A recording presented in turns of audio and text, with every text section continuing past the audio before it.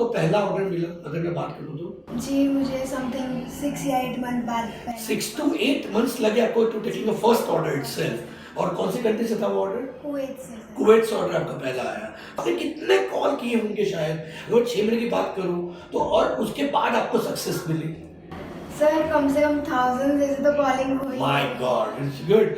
फिर भी आप डटे रहे कि मुझे कुछ करना है। जी सर। ठीक है। फिर फाइनली मुझे ऐसा लगा कि अब 1000 को लगा कुछ रिस्पॉन्ड नहीं, अब तो छोड़ ही दूंगी ये फील्ड। ओके। लेकिन फिर उसके बाद मेरी सिस्टर्स ने मुझसे भी डबल किए कॉल्स। डबल कॉल किए, ओके ठीक है। और जहाँ जिस कंट्री में मैंने कॉल्स किए थे, बात की थी उनसे, उन लोगों से उन्होंने फिर से वापिस बात की। हाँ। ठीक है, ताकि आपको शायद कुछ कहने में कठिनाई आई हो तो आपको सिस्टर बात कर पाए। ओके।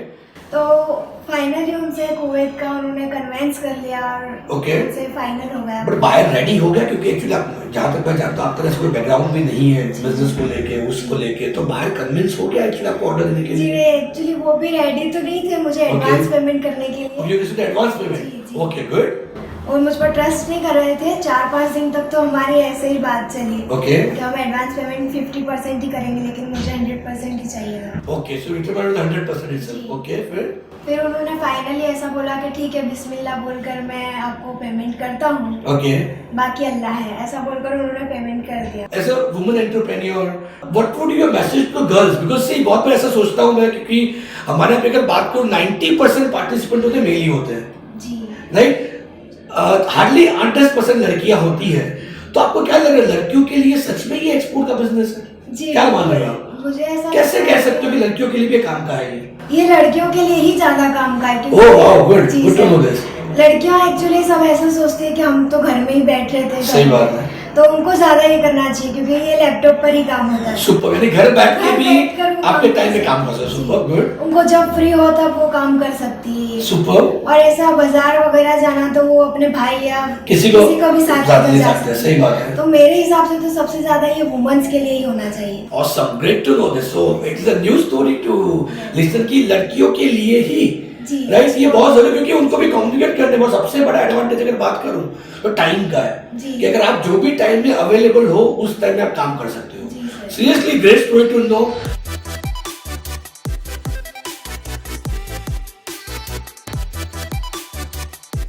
सो हेलो एवरीवन, आज हमारे पास ऐसे एंटरप्रेन्योर्स हैं, ऐसे एग्जिमप्रेन्योर हैं जो एक्सपोर्ट इंपोर्ट इंडस्ट्री के अंदर बहुत छोटी सी उम्र में कदम रखा and he has got the success and his name is Amar Pahadwala. ऐसा अगर हम लोग बोले कि he is the youngest exporter तो कुछ गलत नहीं होगा, because he is having the age of just 17.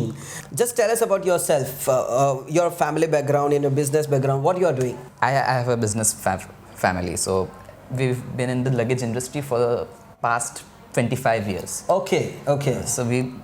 So my father and everyone has a vast experience in that field. How you have thought of 16 साल की उम्र में business के साथ जुड़ना? It was your decision or from the father mother that they have guided you? No. It was my decision, to be honest. Okay. मेरा decision था, क्योंकि क्या बिकॉज के मैंने देखा है कि मैं भी एक सिंपल पाथ ले सकता था. Okay. मैं I am a science student. I did 12th science. I just completed it. Okay. To This year itself. Yeah, this year itself. So I thought के okay ये तो सब करेंगे. Right. ठीक है, कोई डॉक्टर बनेगा, कोई इंजीनियर बनेगा, सब जॉब पे लग जाएंगे. But I had a bigger vision. Okay. I wanted to do something big, and my inspiration was my grandmother. Okay. So my grandmother actually started her business on her own. So she laid the foundation. Okay. She laid the foundation for like for everything. Okay. So she laid the foundation, and she was my inspiration. So Okay. from there so it's from her that I derived my inspiration Okay. from.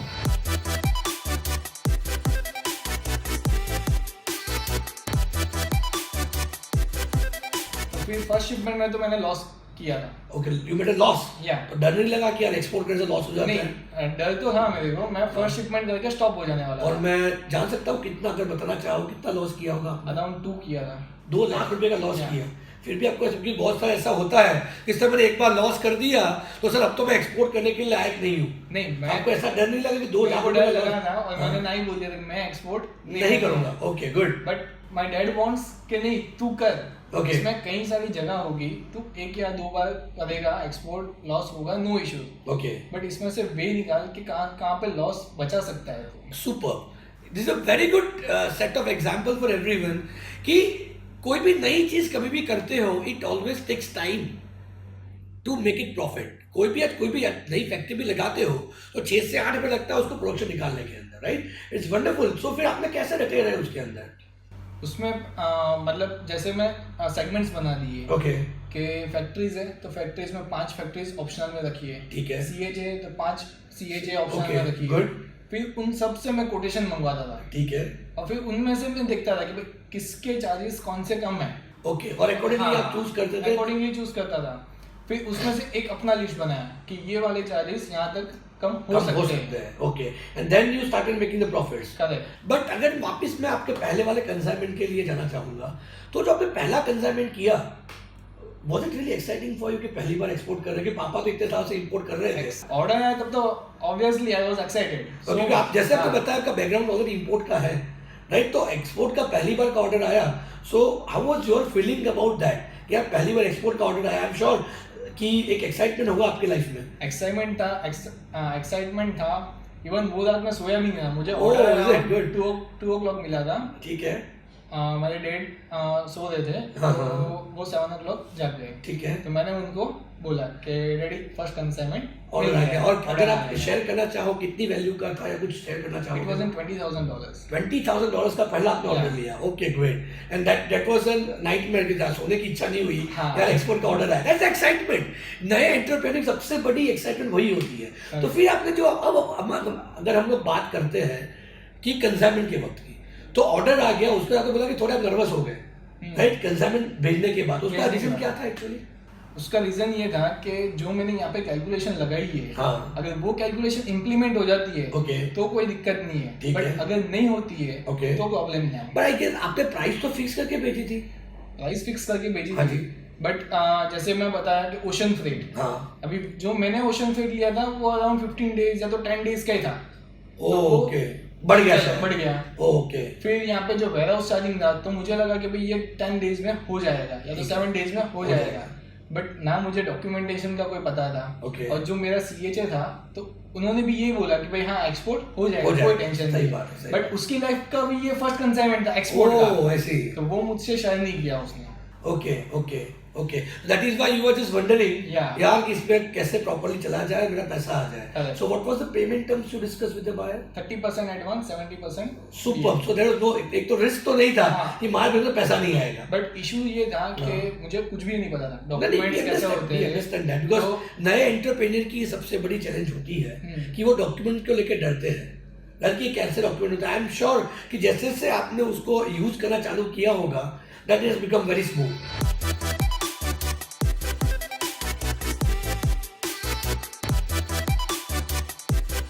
Mister Bilal Amla करके हैं, जिन्होंने basically, मैं discuss कर रहा हूँ उनके साथ कहाँ पे एक्सपोर्ट किया है, किस तरह से किया है। जो ड्यूरिंग द प्रोग्राम हम लोग देखेंगे कैसा उन्होंने स्ट्रगल किया, किस तरह से वो सक्सेस मिला, और सक्सेस मिलने के बाद की खुशी, which is very much important.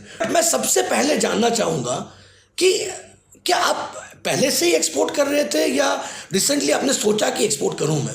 Basically, I was a trader okay. since 1947. Oh, is it? Okay, good. Our firm is from 1947. 1947, okay, good. And in various multiple products we were trading. Okay. In ceramics, glassware, Good. yarn, textiles, and everything. And formerly we did imports last in 90s. 90s, okay. तब तो लोगों को शायद export import भी नई field थी। That was Good. import. True. But anyhow, due to some recession in the textile industries, that was stopped. Okay. Recently, I restarted my EXIM business Okay. as in exports. Okay. Exports में शुरू करना चाहा। ठीक है, great. तो exports में शुरू करना चाहा तो देखा कि भाई मार्केट पोटेंशियल है, मगर जो सिस्टम है उसको अच्छी तरीके से समझ ले, जान ले। Super. उसलिए IIIM से ज्वाइन किया एफिलिएट होकर। Okay, good. और सिस्टम को समझने के बाद हम इस एक्सपोर्ट की फील्ड में आगे बढ़े। Okay, great. तो यूरोप से स्टार्ट किया, Okay. साउथ अफ्रीका किया, और ceramic pharma, agriculture products, Good. Food and supplements, cosmetics, perfumery, okay wait इन चीज़ों पर फोकस कर रहे हैं हम। ओके बट बहुत सारे लोगों को एक क्वेश्चन होता है, मैंने देखा है, वो लोग कहते हैं यूजुअली बायर्स नहीं मिलते हैं हमें, राइट? क्योंकि इंटरनेशनल मार्केट के अंदर बायर्स ढूंढना, बायर से बात करना, कम्युनिकेट करना, उनको एक चैलेंजेस रहती है। सो विच इन 2 to 3 months, जैसे आपने बताया कि आपने एक्सपोर्ट चालू किया, so was it become more easy to find a buyer? No, वो किसी रेफरेंस से था। Okay, it was you with can reference. Do it through the internet and website, Okay. And trade fair okay and the government delegations which they took by FIO. Good The main credit goes to FIO, Federation of good. Indian Exporters Organization. True तो उसकी अगर आपकी membership है, हाँ तो उसके बहुत सारे प्रोग्राम्स होते हैं, इंटरेक्टिव सेक्शंस होते हैं। Good. ज़्यादातर बॉम्बे में, अहमदाबाद में, दिल्ली में, वो मैं रेगुलरली अटेंड करता हूँ। अटेंड करते हैं आप, सुपर।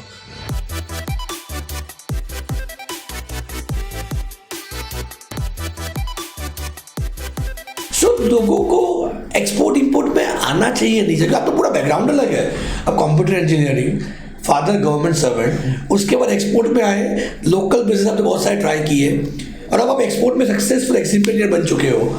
तो आपके हिसाब से लोगों को सच में एक्सपोर्ट में आना चाहिए? हम लोग जो मिशन चला रहे हैं, आपको लग रहा है ये इंडिया के कोने कोने में पहुंचना चाहिए, लोगों को जागरूकता लाने की ज़रूरत है? बिल्कुल सर, बिल्कुल। इससे हमारा ही नहीं, कंट्री का भी फ़ायदा है। कैसे, अगर मैं बता पाऊँ तो आप बता कंट्री पाए का तो? फ़ायदा यही है सर कि हम जितना एक्सपोर्ट करेंगे उतना फॉरेन करेंसी आएगा हमारे, फॉरेन करेंसी आएगा, सही बात है। और उतनी हमारी इकोनॉमी स्ट्रांग होगी। इकोनॉमी स्ट्रांग होगी, ठीक है। और एक्सपोर्ट करने में सरकार भी बहुत सारे बेनिफिट्स देती है, कोई छोटे मोटे नहीं, बहुत अच्छे अच्छे बेनिफिट्स मिलते हैं। बेनिफिट, सही बात। बहुत लोग तो सिर्फ बेनिफिट्स में ही काम कर रहे हैं, बेनिफिट्स पे काम करते, सही बात है। तो सरकार भी बहुत सपोर्ट करती है, इसलिए लोगों को आना चाहिए और करना चाहिए। और अब देश का फायदा हो रहा है, हम सब बॉर्डर पर नहीं लड़ सकते जाके। सही बात। अगर हम फायदा कर सकते हैं तो we should do it. So indirectly they are called economical soldiers. अगर उसको अच्छा वर्ड दूं तो will be called as economical soldiers, क्योंकि मैं बहुत बार कहता हूं देश की सेवा करनी है तो सिर्फ बंदूक लेके बॉर्डर पे जाओ, नारे लगाओ, वही देश की सेवा नहीं है। अगर 10 लोगों को रोजगारी भी दे पाए हम लोग, राइट, तो भी एक देश की सेवा, एक्सपोर्ट उसी के लिए बहुत इंपॉर्टेंट है।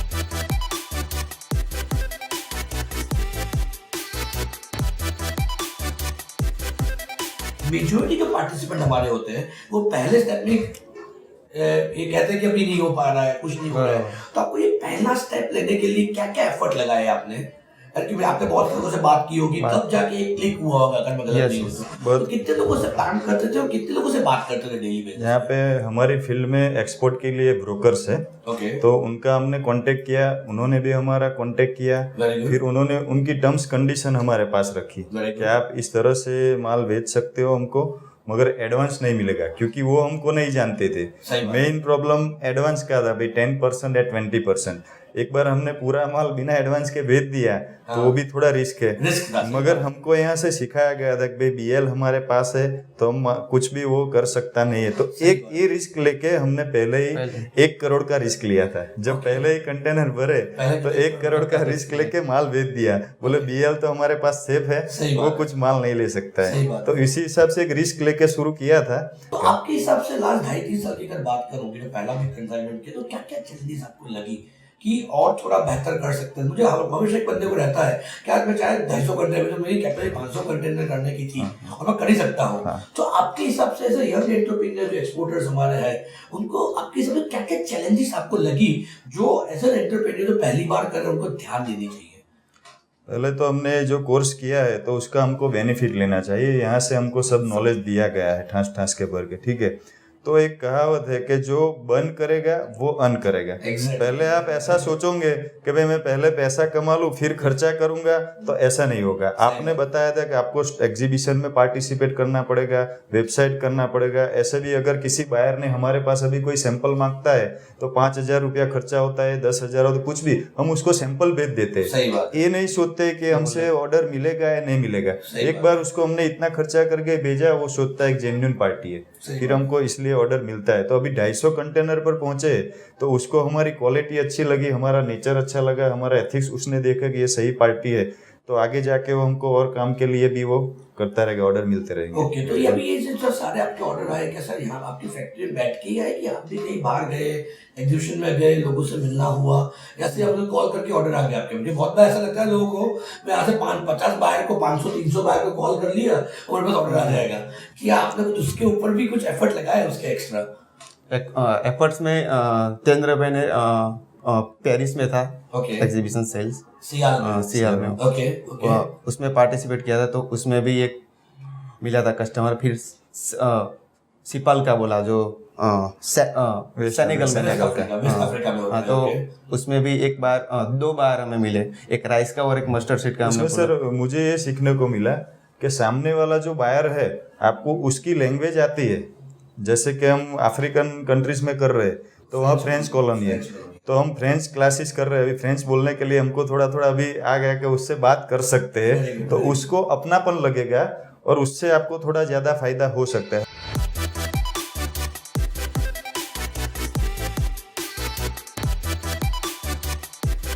तो हमने अपना प्रोडक्ट सिलेक्ट किया, उसके बाद उस पर लगे रहे। तो करीबन वो प्रोडक्ट को हमको अचीव करने में 2 से 2.5 साल लगे कि वो प्रोडक्ट के बारे में इतना नॉलेज कि हमको कोई भी चीज़ समझ में आए। तो हम पहले प्रोडक्शन में गए, पहले ट्रेडिंग शुरू किया, फिर धीरे धीरे प्रोडक्शन शुरू किया, वो डोमेस्टिक माल बनाया, फिर एक्सपोर्ट क्वालिटी का माल हमने मेंटेन किया, फिर जाके हमको एक्सपोर्ट के लिए प्रिपरेशन हुए, फिर हमने एक्सपोर्ट के लिए मार्केटिंग शुरू किया। उससे पहले हम प्रिपरेशन में लगे रहते। जैसे क्रिकेट मैच में होता है, हम आप लोकल खेलते हैं, फिर रणजी खेलते हैं, फिर इंटरनेशनल में जाते हैं। तो वैसे ही मेरी जर्नी रही, बहुत टाइम लगा, लेकिन एंड में हमको सक्सेस हासिल हुई। ओके, तो जब आप ये प्रोडक्ट को डेवलप कर रहे थे, जब प्रिपेयर कर रहे थे, जैसे आपको नाम से पता चल रहा है भरत भाई मांगुकिया है और सूरत से है, तो ऑब्वियसली गुजराती बिजनेस पीपल है। और जैसे गुजरात में कहा जाता है कि अगर आपको किसी भी बिजनेस में सक्सेस हासिल करनी है तो कम से कम आपको 1000 दिन उस बिजनेस को देने पड़ते हैं। So it is almost near about 3 years of time. तो अगर आपका ये जो सोच था, कहीं ये 3 साल 2.5 साल की जर्नी में आपको कहीं पे ऐसा डीमोटिवेशन या ऐसा डिप्रेशन ऐसा कुछ नहीं हुआ कि शायद मुझे सक्सेस हासिल नहीं हो सकेगी, ये बिजनेस में मुझे कुछ नहीं मिलेगा, ऐसा कोई पड़ाव आया था बीच में? बहुत बार ऐसा आता है कि हम मार्केटिंग करते, बायर मिल जाते हैं, बायर से बातचीत करते हैं, लेकिन बायर कन्विंस नहीं होता, तो कभी कभी डीमोरल हो जाते हैं। तो इसी प्रॉब्लम के सॉल्यूशन के लिए हमने अपना डोमेस्टिक लेवल सेटअप कर दिया हुआ था कि अगर वो नहीं जाते हैं तो डोमेस्टिक लेवल में थोड़ा थोड़ा प्रोडक्ट सेल करके हम हमारी इनकम शुरू रहे। तो वो इनकम शुरू रही हमारी। इसके लिए हमको इतना वो नहीं हुआ कि चलो नहीं हो रहा है। लोगों को क्या होता है कि एक्सपोर्ट शुरू करते हैं, इनकम बंद हो जाती है, कभी 1-1.5 साल नहीं होता है, तो वो लोग डीमोरल हो जाते हैं कि साला नहीं होगा क्या होगा। तो वो सिचुएशन का सॉल्यूशन के लिए हमने ये निकाला रास्ता कि भाई हम डोमेस्टिक में थोड़ा बहुत काम करेंगे। तो वो से हमारा खर्चा निकल जाता था, तो हमको ये बैकअप मिल जाता था कि चलो आज नहीं तो कल होगा। क्योंकि कभी कभी बायर क्या करता है, वेट एंड वॉच करता है कि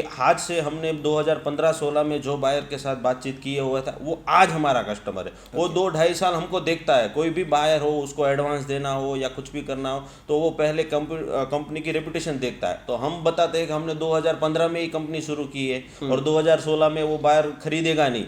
जब हमारा 3-4-5 साल का कुछ हिस्ट्री होगा तब जाके वो थोड़ा बहुत हमको ट्रस्ट कर, क्योंकि बड़े छोटे छोटे ऑर्डर मिल जाते हैं, उससे कुछ काम नहीं होता। अगर आपको बड़ा ऑर्डर और बड़ा काम करना है तो वो वेट एंड वॉच करते हैं भाई ये कंपनी क्या कर रही है, 2 साल बाद ये कंपनी कहाँ पे है, क्या है।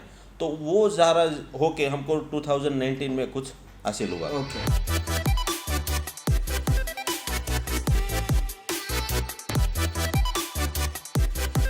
Khurram, any message to our youngsters? I would like to give only one message to them. Do not be conscious. Everything you take risk will give you one day yield or something beneficial to you.